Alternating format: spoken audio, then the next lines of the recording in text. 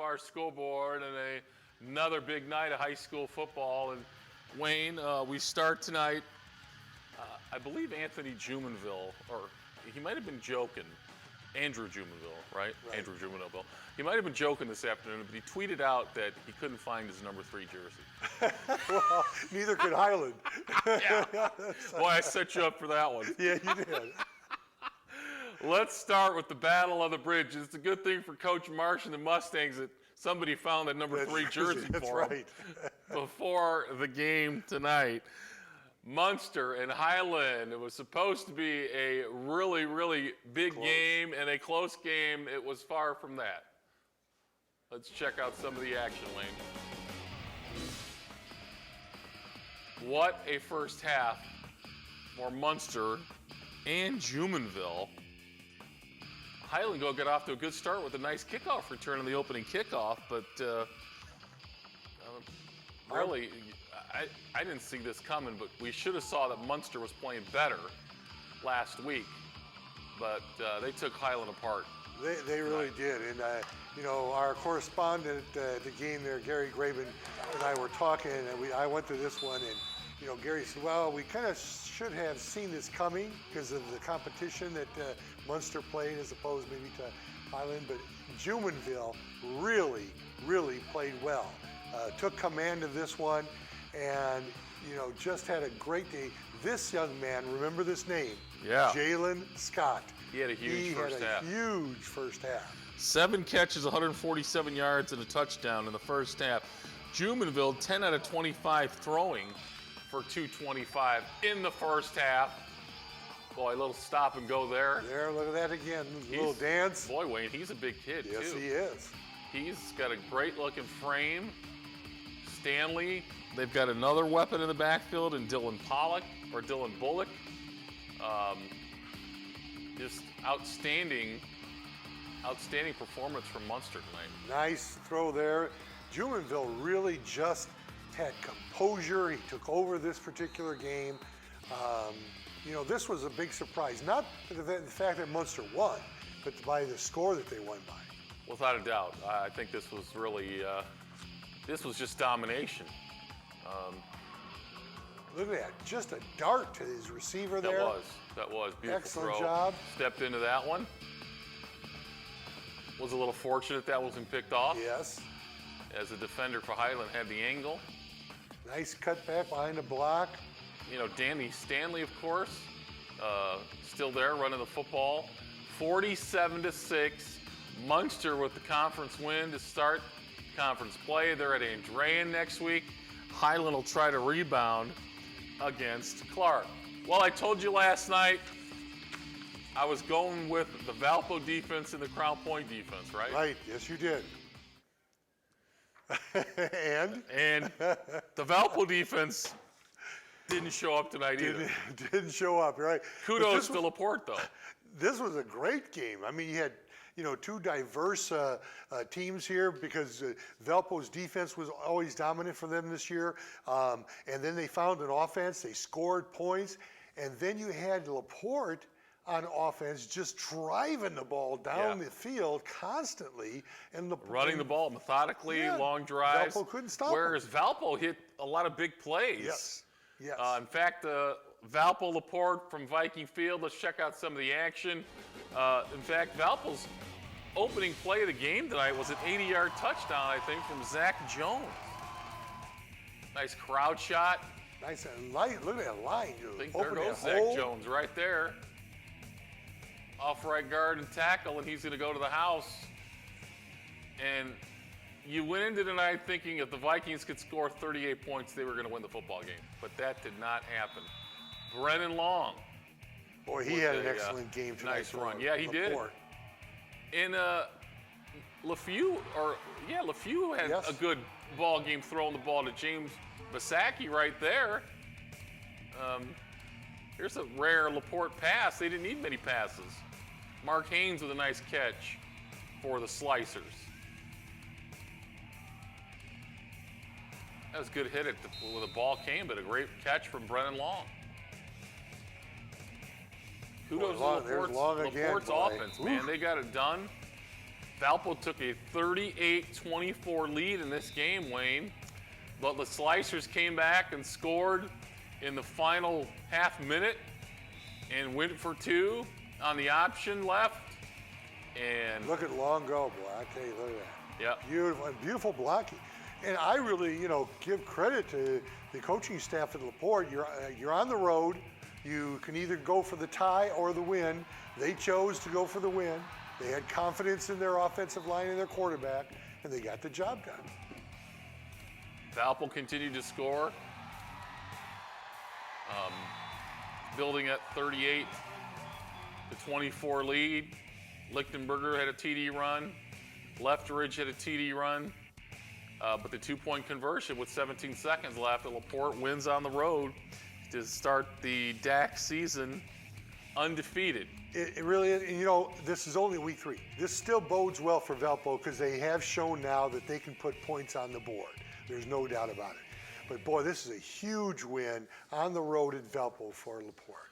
Huge win for LaPorte on the road, and 38 points for Valpo's offense, but didn't get it done to start the conference season with the victory.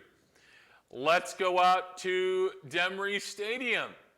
Crown Point got 2 pick sixes. Yes. And 4 interceptions.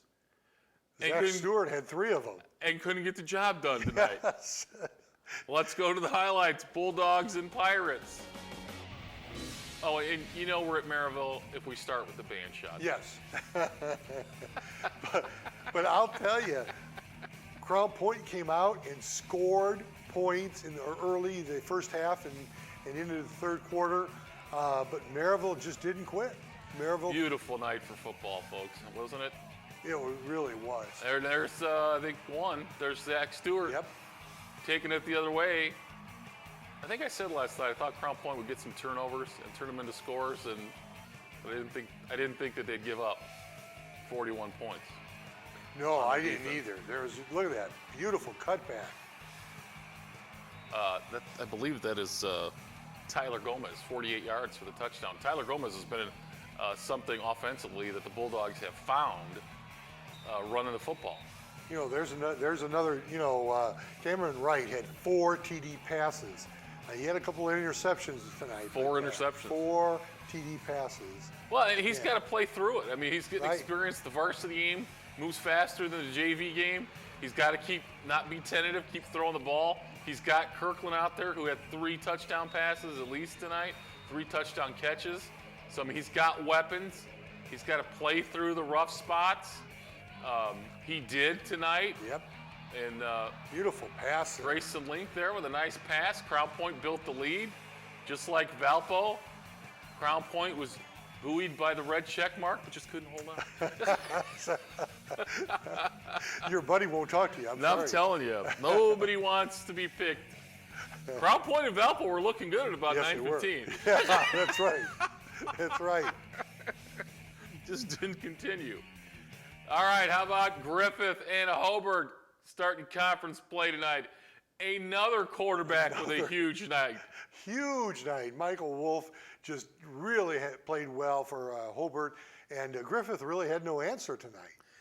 303 yards passing in the first half. Jeez, wow. Zanola with a touchdown catch. Brandon Jacobs with a 91-yard TD catch. Highlights of Griffith and Hobart. The lovely Brickyard. Brandon James just really had it. It just looked like Griffith had no answer for the Wolf to James combination. No, they did not. Number 7, he can get it done. Right there, going the distance for 6. One defensive coaching staff sleeping good tonight is Hobart's. They've got the job done against a Griffith offense that has been explosive so far this season. Especially last week, Griffith really exploded, and you got to give a lot of credit to Hobart's defense. Fred Winston with a nice throw there. Here's another over the top. Beautiful throw. Our guy, I think that's our guy, Joey Martosio, with the catch of the TD. Nice sack here by the Griffith defense. Michael Wolf. Look at that, throwing right on a the nice money, ball. right He on is the throwing money. a nice ball. Yes. Gotten a good rhythm tonight. There's some yards after catch by James to the house. Boy. He won't get caught from behind. Another Yeah, nice good one. looking throw. Good looking throw, and there's Zanola, I think, going the distance. He's got some Hobart, speed. Just ran right past the Griffith second. Well, Hobart's loss at LaPorte looks better tonight with Yes, it the does. Slicers getting the big road win. I think Griffith is a team that's going to struggle when they get behind. Yeah. You know, and they're going to try to catch up by throwing the football. They need to stay with it and run the ball. Our correspondent, Andy Schultz, was at this game, and we were talking, and he kind of said that the offense and defensive lines of Hobart were just too big and strong for Griffith. Griffith really had trouble moving the ball offensively against, especially Hobart's defense. All right, let's go to the scoreboard, shall we? There's some big scores out there tonight. A lot of upsets. Even though the check mark didn't do well, you didn't do very well. I just picked the wrong ones because Munster came up with the big win. Portage second week in a row. This with a was big surprising. upset win. Upset because it was in the last couple minutes of the game. Like Central had led this through most of the game, and then Portage came back, and wow, this was a big Anthony Maceos had 2 great weeks in a row, 55-yard TD to Greg Millage with 2:12 left on the board. That was the winner for Portage as they win their second straight ball game. Lowell bounces back. Yep. 35-0 is that? Yep. Trevor Sprovnik, 4 TDs. I think that's how you say Trevor's last name. He had 4 TDs. 38-28 for the Prairie over Andran. Yep. We knew Prairie was going to be good. They just barely lost to LaPorte. Elsewhere on the Week 3 scoreboard, Morton got a shutout over Clark, 34-0. Wheeler bounces back strong. Wheeler was angry after Yes, that they beating were. last week. Yes, they were. They scored early, often. The Bearcats with a And Calumet without a field. Calumet, their field is getting close, and didn't have a win until tonight either. That's right. But got a shocking 22-21 win over undefeated previously South Central. That's right. Bogan. Had to forfeit that one. They Forfeited didn't have there a team. to a Gavitt. Mount Carmel 56-6 over West Side. Wow. And Homewood Flossmoor over Hammond. Bazia, winner again. Called off the dogs a little bit there. Hanover, whoops. LaVille over Knox. Hanover Got it. Central 41-6. Vince Lingen had 102 yards and 2 TDs. Guy's getting the quick trigger finger in there. Yep. David Kruger with pick 6. He had one as well tonight since it's a popular thing these days is a pick 6. So he had one. We know that North Newton beat River Forest. Yeah, I think it was 21-0. Okay. North Newton. Big win for North Newton, their second of the And season. a huge win for Rensselaer. This was Bombers. a huge game. The Bombers put it on the Jays tonight. Wow. You know, I didn't even think this was going to be close. I thought North Judson was going to win this one, and Rensselaer just came alive. The Bombers big. They didn't like your pick, I think. You're right. No, they were not thrilled. LaVille shuts out Knox, and Culver defeats Winnemac. In a squeaker, 15-14. I believe there was one score missing. Will we talk about that one now or later? I don't know what it was. It was Chesterton and Michigan City. Oh, that's right. The Wolves go to Chesterton and 20 Michigan City. 20-0. 20-0. 20-0. Huge win. And Two straight shutouts for Michigan City. We will have the break. Sorry, guys, I didn't, you got to tell me these things. Reading the format's difficult for me, especially this late in the evening. I have to squint when I look at the paper. We're going to take a timeout. We'll come back, and we'll talk about that Michigan City-Chesterton game right after this on PFR Scoreboard. oh, here it is. On the backside.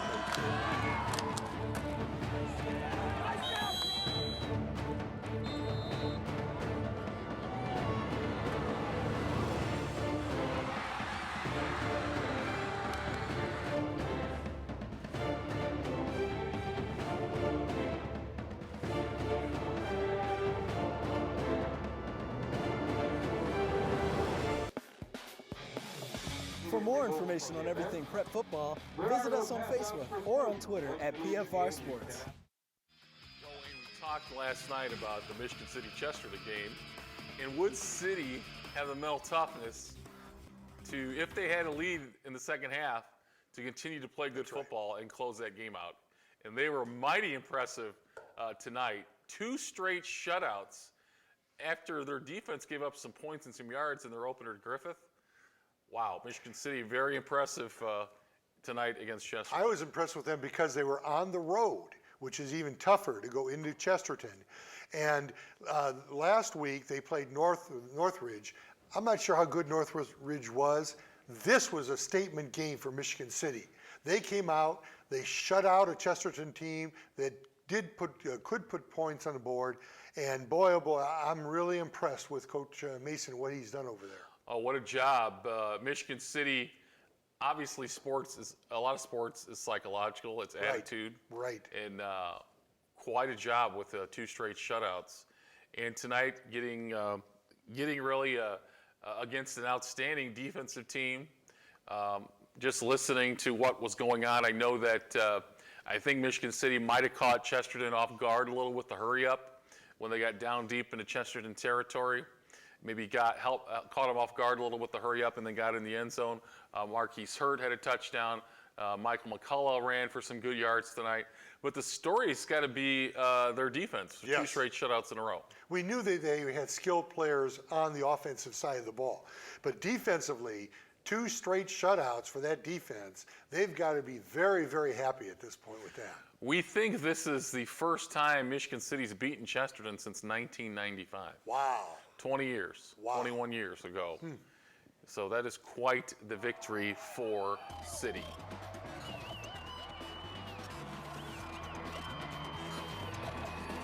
We've got some highlights. I forgot about that.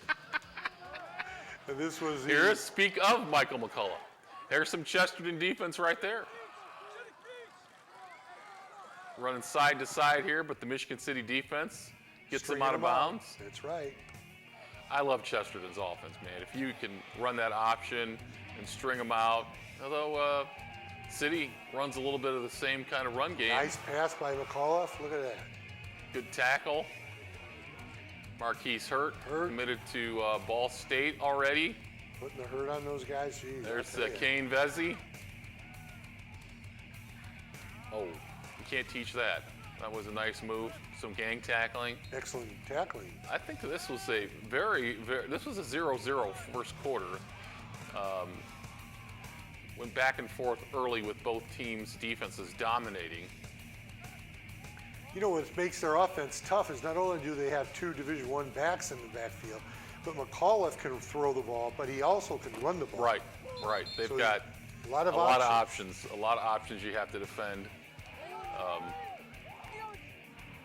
Now, when you look at the Duneland Conference, Wayne, this is a little bit of a surprise. Oh, it's a big surprise. I don't think many people would have picked Michigan City at the top of the conference, even in the 3rd week. And this is a big hurdle for them, but there's going to be more hurdles as the season wears on. But you got to feel Michigan City's got to be gaining confidence as the weeks go on. Remember, folks, when the real season starts, City is a 5A school. They're not a 6A school. Right. So City at 5A beating a big 6A school like Chesterton tonight, that is a huge victory for them, confidence-wise and in the Duneland Conference. You got to give some credit to the offensive line also for Michigan City, opening up those holes like that. Folks were wondering how long Phil Mason's staff, how long would it take them to change the mentality, and it's happened pretty quick. Yeah, 1 game. First one of the season. Now 3-0. Right. Now 3-0. Probably going to be ranked in 5A next week. Yeah.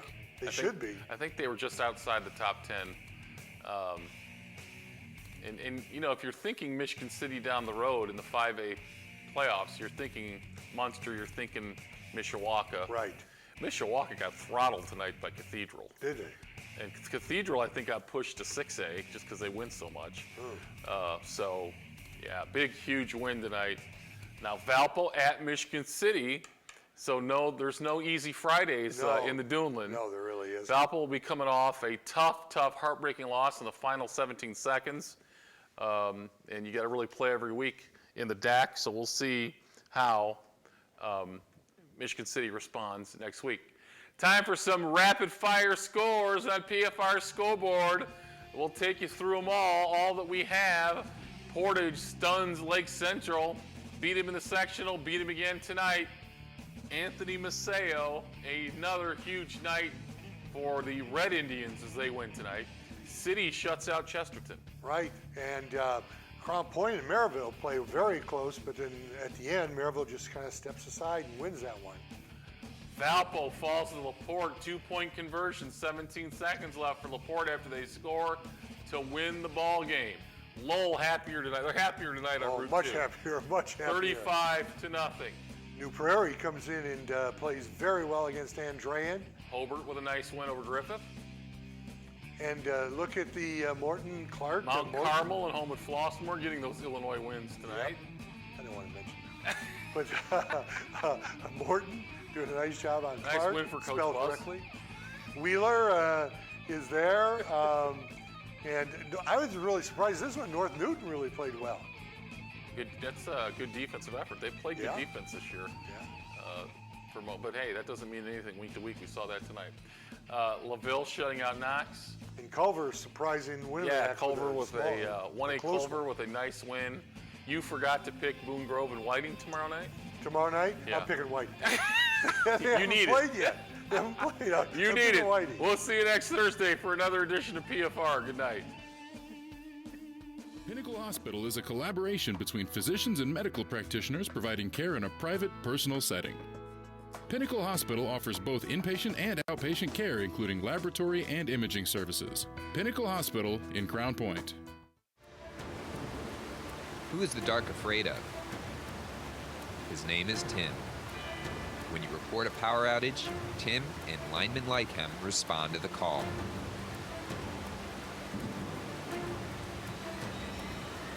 Text OUT to 444-111 to report an outage. With your cell phone, when the power's out, power is still in your hands. A Flex Equity line from Tech Credit Union gives you convenient access to cash whenever you need it.